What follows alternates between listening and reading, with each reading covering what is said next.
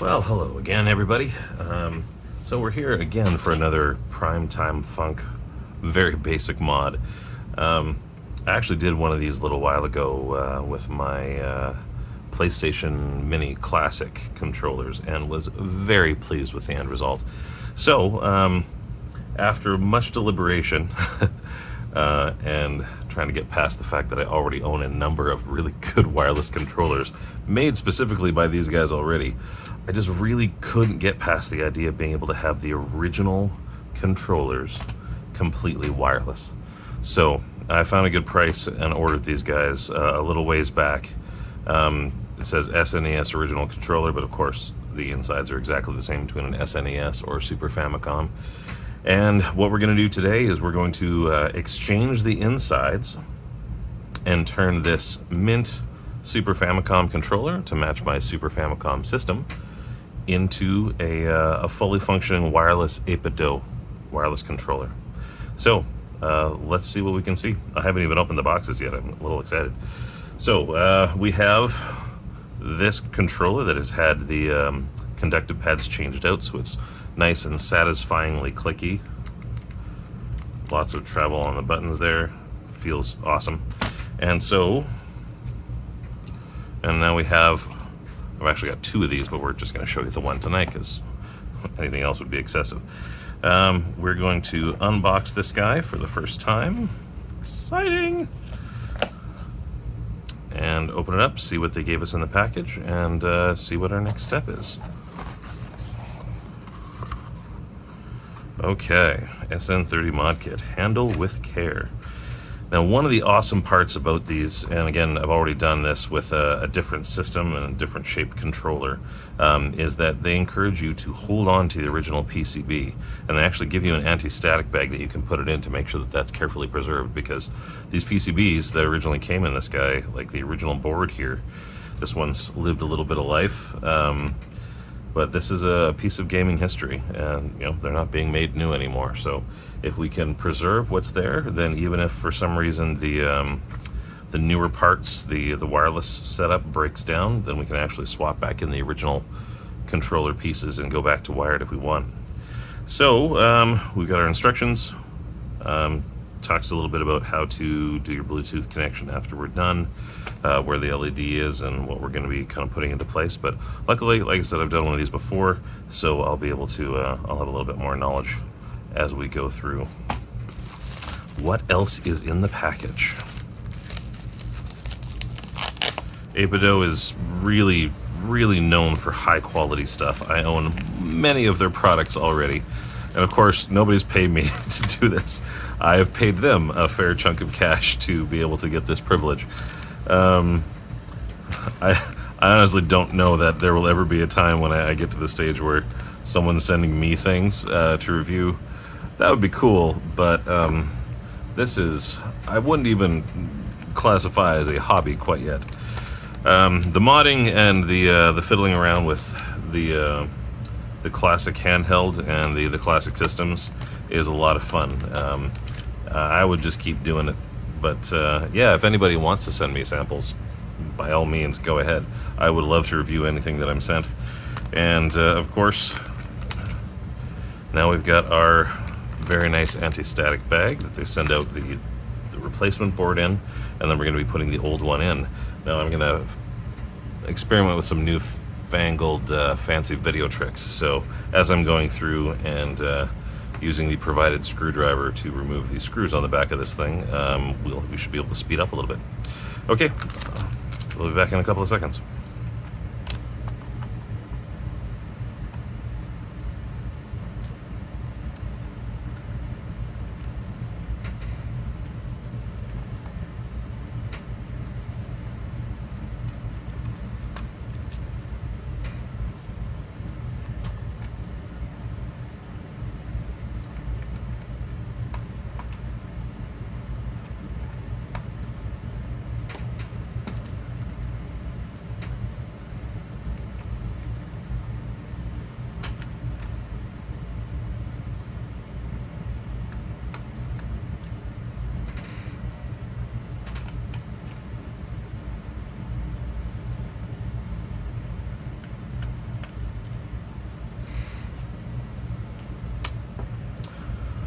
Okay, so we are done taking out the screws. If you have any questions about the taking apart and the replacing of parts inside, I just recently published another how-to video specifically about how to just take these things apart and replace the conductive pads inside to make them feel like new again. So I'm not going to rehash that territory, but as you open it up, you can see that you've actually got the original PCB is wound around, and then you can, with the help of tweezers or otherwise, gently pop it out. Gently, there we go. Gently pop it out. And there's our original piece of history PCB. Made to last in 1992. So, I am actually going to set this aside, and then before we're done, I'm actually going to be taking off the extension cable that I have on here and putting this in the extra bag for safekeeping.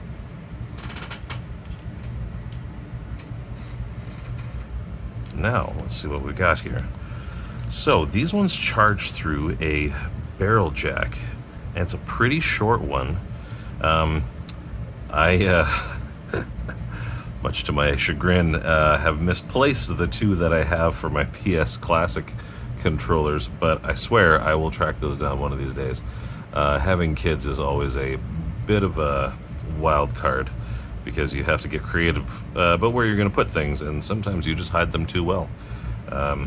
There is an iPad that has been missing for 3 months just because we hid it so well that nobody can find it. So we're going to hold on to that one. This is going to be our charging apparatus.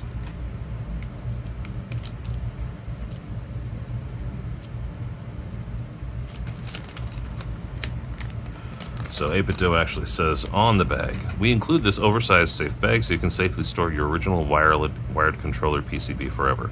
This means you can reverse your modification back to your original controller at any time. And that is fantastic.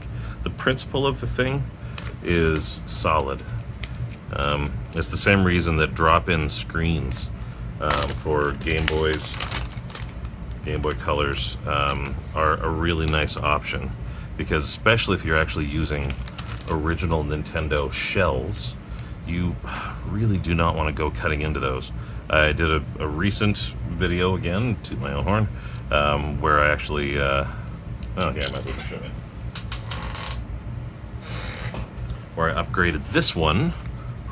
She's got dust on her. Where I upgraded this gorgeous, beautiful condition atomic purple Game Boy Color to full color setup.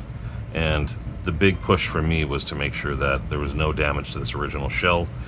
So I used a basic Chinese drop-in screen, a TFT one. So if you hit it enough times, it actually shuts off the backlight, and this is just like the original Game Boy screen where you can just see it in direct sunlight.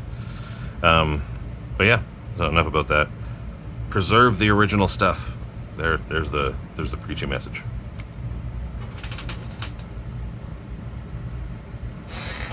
So, where were we?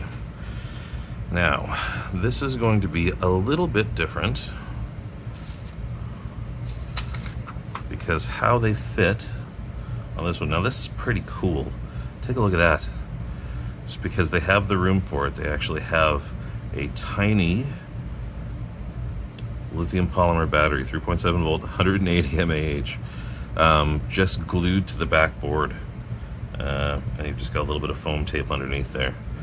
So that is pretty cool.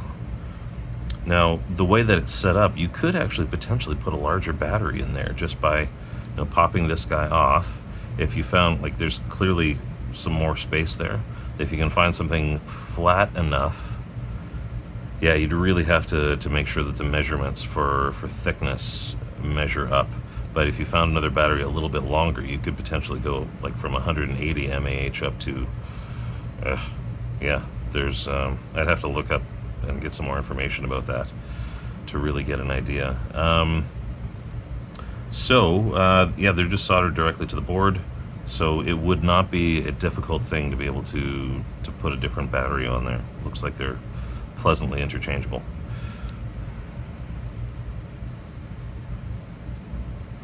Oh, and so here you can see the battery contacts. Yeah, I thought so.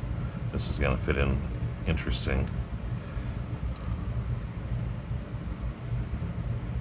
Sorry, the button contacts, I think it's a battery.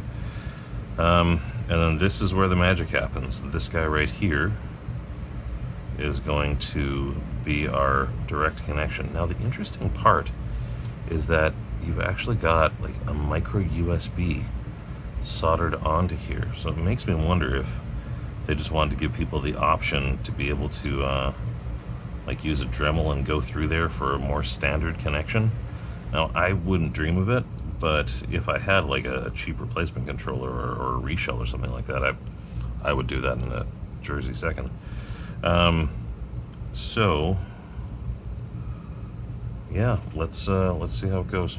I'm going to take out a couple of these things. We're going to take off the, don't have to take off all of the buttons, but I'm going to remove the little bars, set those on the magnetic pad, and also these guys, the triggers, just to make a little bit of room.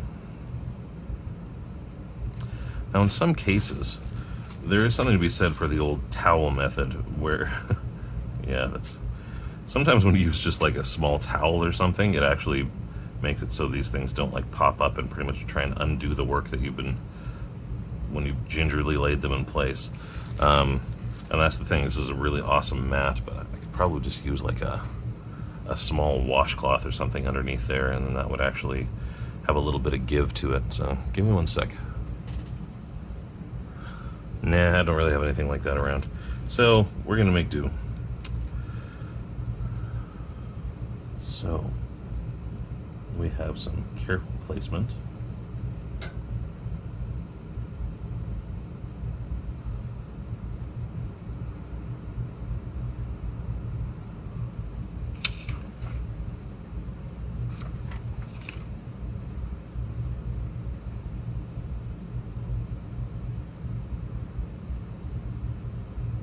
The other way, we have some careful placement.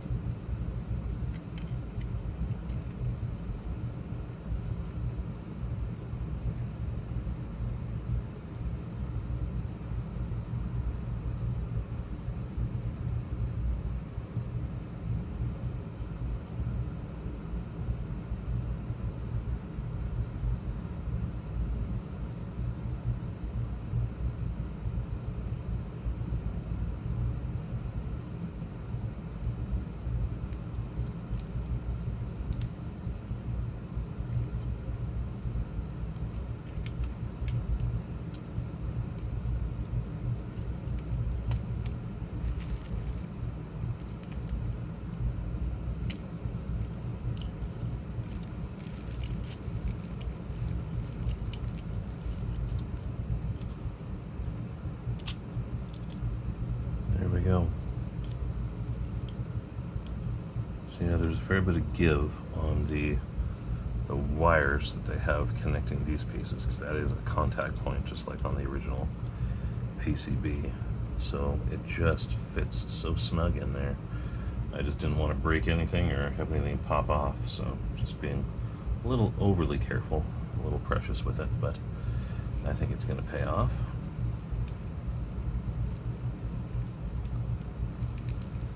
Now, the rest of this, a lot of this is going to come into play when we actually put the other piece back in. So we've got a few bits to replace in here.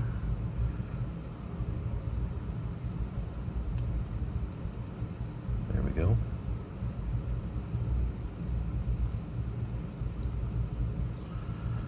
And then we replace our little bars very gently. I do not know how you would find another one of those parts without having to just buy another controller. So you want to be careful at all times with this stuff.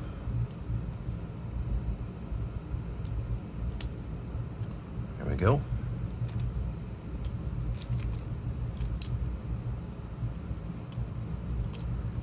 have our button placement. Everything's solid. And the last step is going to be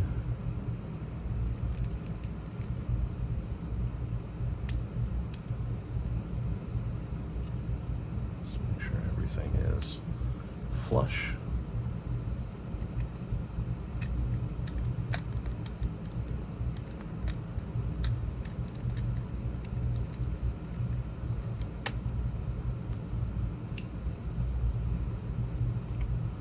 There we are.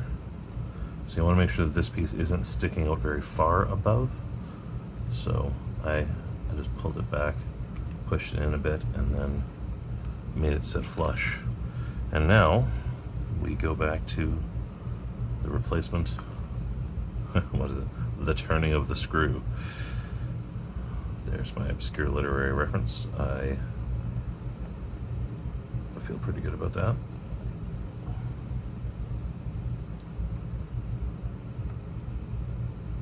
Let's do another one of those little fast forward thingies.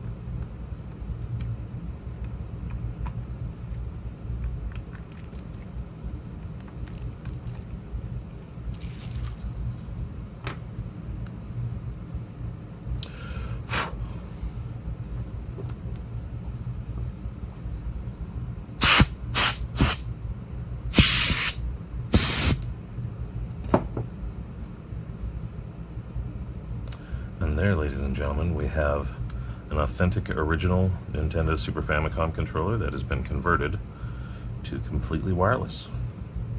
So we're going to plug this thing in for a little while and get some juice in it, and then I will do a quick cut back and show you how it works.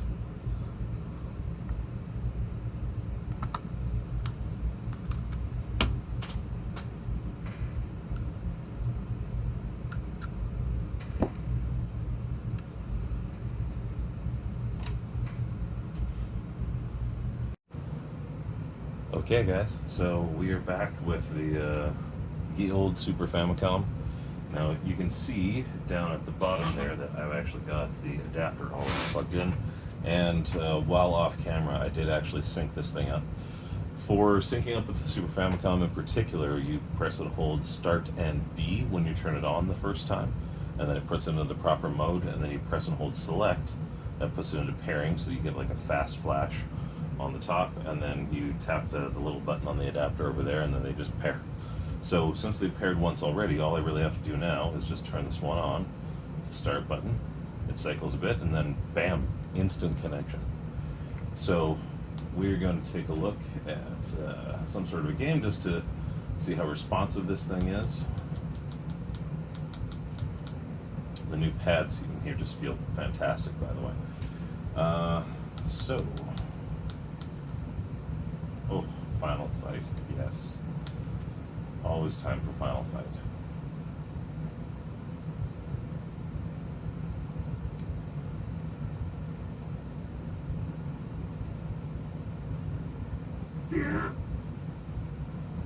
This one has this version of the game actually has the Sega CD music inserted in. I'm gonna go with Hagar. Large and in charge.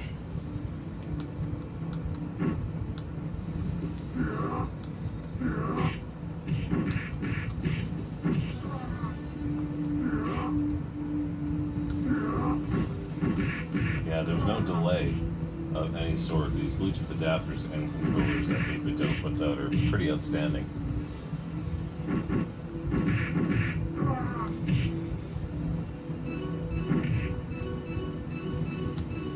I don't know what that was I just picked up.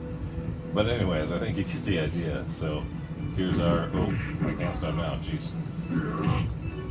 The city depends on me. Okay. Okay. So there it is. We've got an awesome original controller, slightly modded in a very reversible way, and it just works beautifully. So keep in mind, these can actually pair with a Switch. You don't actually have to buy fancy Switch, like new ones that Nintendo's coming out with, because you can buy the upgrade kit for cheaper. This pairs with Android, with Windows, any of the above. And of course you can actually just put the charging cable back in, and that's the little barrel jack one, and you can connect it directly to any of those things as well. So yeah, well, there you go. If you'd like, hit subscribe, click like as well, and leave some feedback. I'd love to hear comments. Now that I say it out loud, it sounds like a terrible idea, but you know, for the first little while, sure, let's do comments, and I'll actually read those. Yeah, no trollery required, but you know, do what you gotta. Otherwise, we'll see you next time. Bye.